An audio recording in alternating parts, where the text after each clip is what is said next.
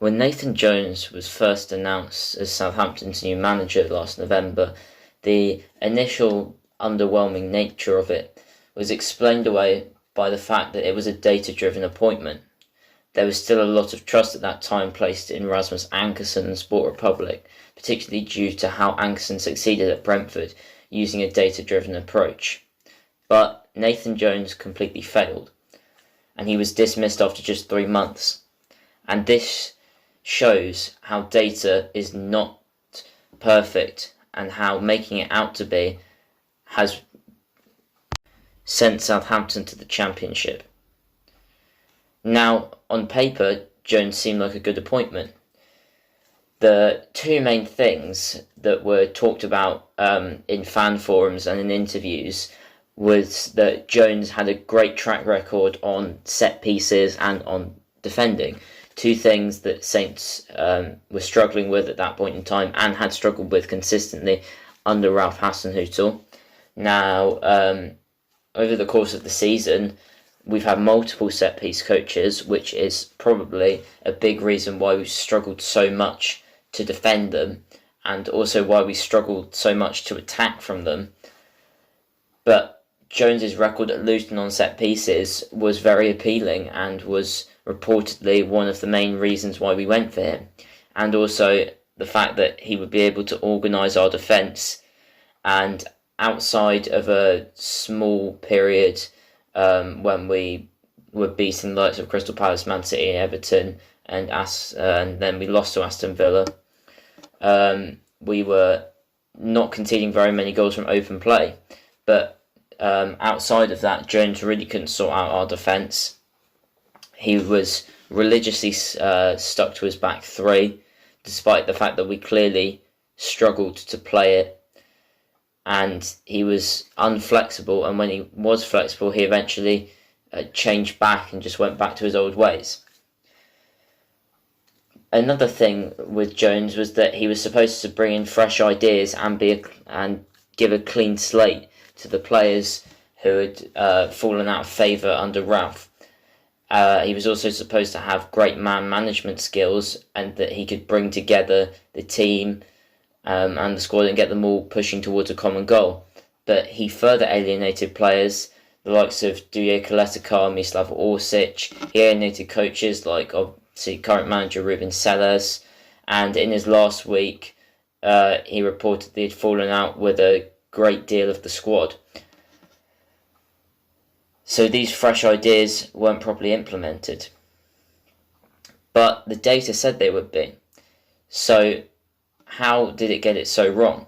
Now, the big thing here is Jones's temperament and how he couldn't step up to Premier League level and deal with the pressure. Now, you've just got to look at his press conferences, really, to see how he wasn't able to deal with it.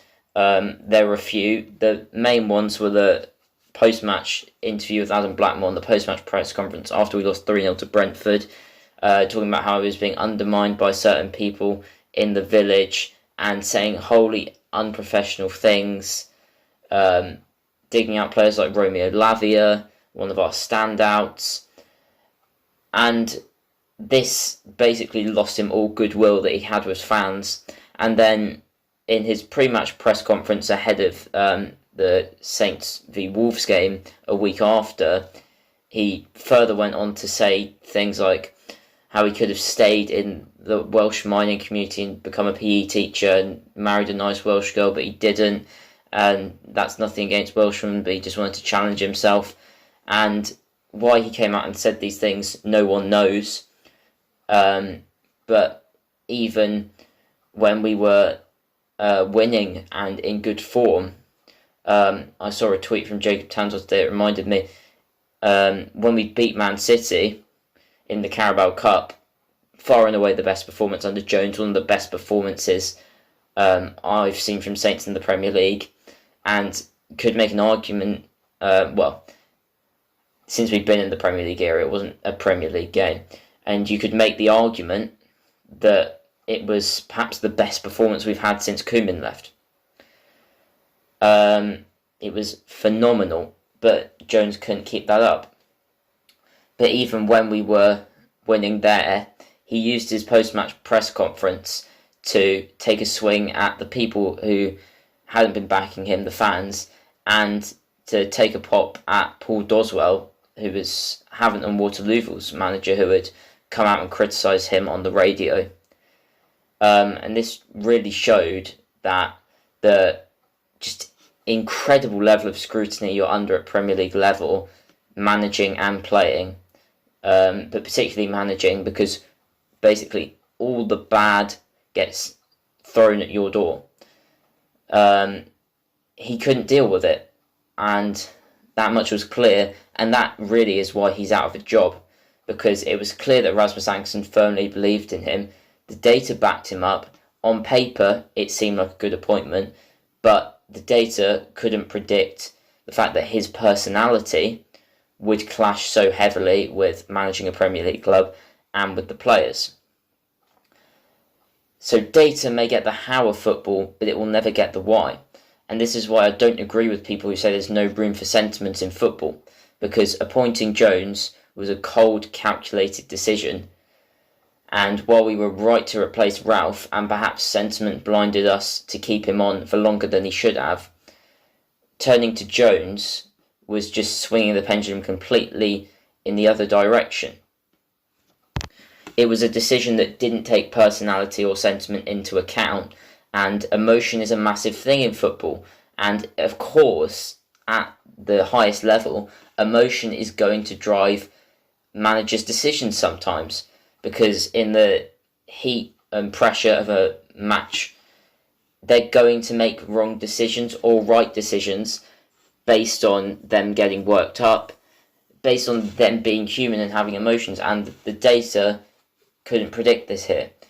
So, while this definitely doesn't show that data can't help, it shows that no club should really be fully relying on data and having scouts who can go to games and having teams that pass the eye test is also important. A balance has to be struck between data and the eye test, and a thing that happens, apparently, we didn't consider managers like Roy Hodgson and Sean Dyche because they would have been too obvious. But sometimes you need to go for an obvious choice rather than going always for a radical, out of left field choice like we did with Jones. And sometimes it works with a radical choice, but sometimes it clearly doesn't, like with Jones. Now, whilst Ankersen was successful at Brentford, and I hope he can be successful here, it's clear that he had too much power and again decided things too much on data. And whilst it's all well and good saying we shouldn't let emotions cloud our judgment, sometimes it has to, and sometimes sentiment is necessary when making these decisions about a football club. Perhaps I'm not saying that extending the contract of someone like Shane Long would have necessarily helped us out of relegation, but perhaps keeping Nathan Redmond or Jack Stevens, or signing some more experienced players to go along with the youth we signed last summer would have helped. But that would have been seen as too sentimental by our board. They were making decisions purely based on logic, purely based on their long-term plan for the club, without realising that in the short term it could backfire. Thanks for watching. My next video is going to be a big how Saints got relegated video, basically. It'll probably be quite a long video, so that should be out soon. But thank you for watching, and I'll see you next time.